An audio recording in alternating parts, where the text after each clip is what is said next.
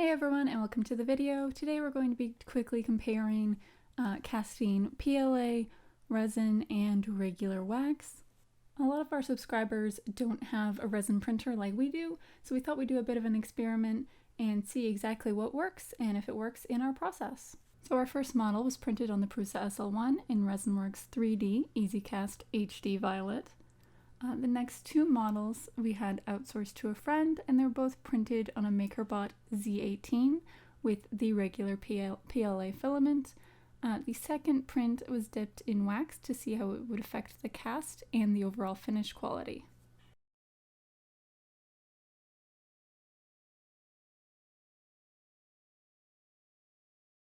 The last model is in regular injection wax and will be used as a control. It looks a little odd as we were using up the last of some old LiquiCast 2-part molding material. As you can see in the next clip, the mold itself is a little bit squishy, which isn't normal. However, as this was a test, we decided we would use up the LiquiCast, and it's not really a big deal as we only needed to use it once. Once we had all of the models, we sprued them as we usually would and processed anything that we needed to clean up. And we also marked each of them for better comparison later on.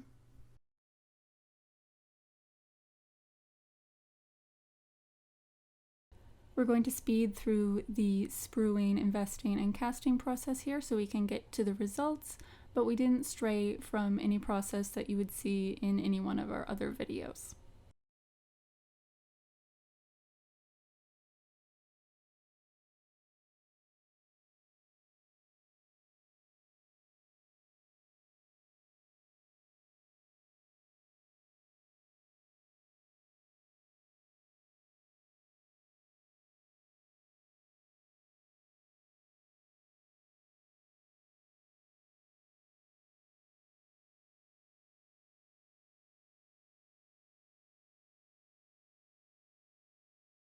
One of the main issues we see with people trying to cast 3D prints is they're not using an investment rated for plastics. So we're actually going to be using Plasticast by R&R and following their recommended burnout schedule, which we usually do overnight.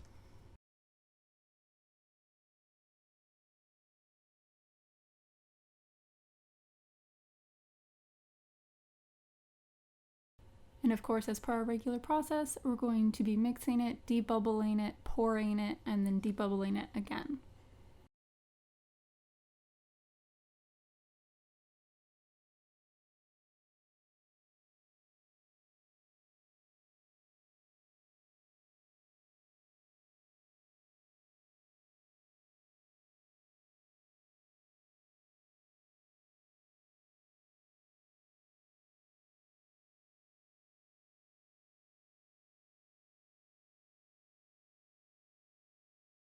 So we're going to be casting in silicon bronze using our Kerr electro melt.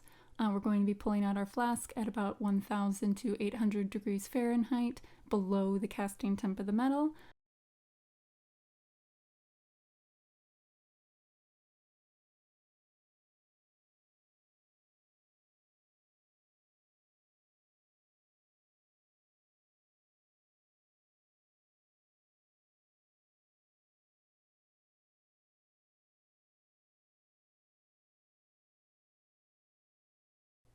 With this cast, we were surprised that all the models came out in their entirety, and we were even more surprised at the level of detail that all of them were able to retain.